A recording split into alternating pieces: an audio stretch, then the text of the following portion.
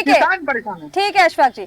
हमारे साथ वरिष्ठ पत्रकार नीरज मेहरे जी भी बने हुए हैं। नीरज जी, अब तीसरे चरण में ये जो रणनीतियां हैं राजनीतिक दलों की, किस दिशा में आप जाते हुए देखते हैं? हालांकि क्योंकि जो हम बार बार जो जनता के मुद्दों की बात करते हैं, लगातार बेरोजगारी, महंगाई और इससे जुड़े हुए अन्य मुद्दे जो है, किसानों का मुद्दा जो है, महिलाओं की सुरक्षा का जो मुद्दा है, वो इस चुनाव से हटकर ये जो चुनाव है वो किस दिशा में जा रहा है? कभी मंगलसूत्र को लेकर, कभी विरासत टैक्स को लेकर, कभी आरक्षण को लेकर, अब तो धर्म के आरक्षण पर, अब पाकिस्तान के एंट्री चुनाव में, किस दिशा में आप देखते हैं और तीसरे चरण में मत प्रतिशत क्या रहने वाला है? नीरज जी देखिए रिश्का जी, मुझे लगता है कि तीसरे चरण में मतदान बढ़ना चाहिए और हमारा और आपका दोनों लोगों की तरफ से भी जनता से आग्रह है कि वोट दे, जो अधिकार है मताधिकार का उसका प्रयोग करे और देश के सबसे बड़े महापर्व में सहयोग करे और अब सरकार चुने अपनी। दूसरी बात आपने कहा, चूंकि सरकार चाहे पक्ष की हो चाहे विपक्ष हो, दोनों ही लोग स्थानीय मुद्दों पे बदल गए हैं। अब जो मैन्युफेस्टो है, महंगाई, बेरोजगारी, विकास, पानी, सड़क, इन पे कोई बात नहीं करना चाह रहा है। कोई आदमी वोट जिहाद की बात करने लगता है, कभी कोई कहने लगता है कि राहुल गांधी अमेठी छोड़ के भाग गए, वो ये हो गया। अरे कोई आदमी अगर दूसरी जगह से चुनाव लड़ रहा है तो उसमें आपको भागने और भगोड़ा और इस तरह के शब्द नहीं यूज करने चाहिए। मैं आपको इस पर थोड़ी सी एक जानकारी दे दूं।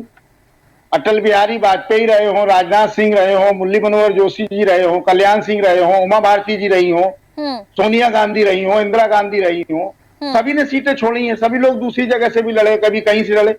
चुनाव है ये तो जिसकी जहां मर्जी आएगी वहां लड़ेगा।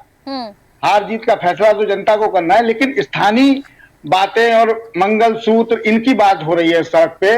मंगलसूत्र को घर के गले, जो हमारे यहाँ धार्मिक आस्था का विषय है, जिसको आप सड़क पे ले आए, जो घर के अंदर पहना जाता है सड़क पे ले आके आए, अब चुनाव की राजनीति उस पर कर रहे हैं। मुझे लगता है कि देश जब से आजाद हुआ आज तक इस तरह की बात किसी भी राजनीतिक दल ने कभी नहीं की है कि मंगलसूत्र तक आप चूड़ी कंगन अब कल बेचने लगेंगे, कल कहो बिंदी टिकिया पे बात होने लगे।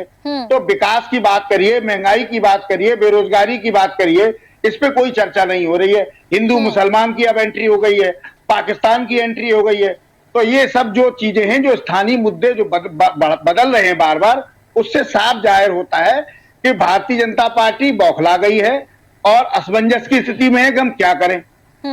जी ऋषिका जी, बिल्कुल ठीक कहा नीरज जी आपने, क्योंकि कहीं ना कहीं जिस तरह से ये जो चुनाव के मुद्दे हैं वो किसी और ही दिशा में जा रहे हैं। स्थानीय मुद्दों से सभी पार्टियों का ध्यान अगर हम कहें तो हट गया है, क्योंकि जिस तरह से अगर हम कांग्रेस या फिर आम आदमी पार्टी की भी बात कर ले तो पहले जिस तरह से लगातार कांग्रेस भी ये कह रही थी कि बेरोजगारी और महंगाई को लेकर बीजेपी के मैनिफेस्टो में चर्चा नहीं की गई, और उसके बाद जो कांग्रेस है वो भी उसी पिच पर बैटिंग करने लगी जहां बीजेपी गई थी, यानी मंगलसूत्र, विरासत टैक्स, आरक्षण, इन सबको लेकर बातचीत। तो कहीं ना कहीं इस चुनाव से हम देख रहे हैं पहले दूसरे चरण के बाद से जो स्थानीय मुद्दे हैं वो गायब हो गए हैं।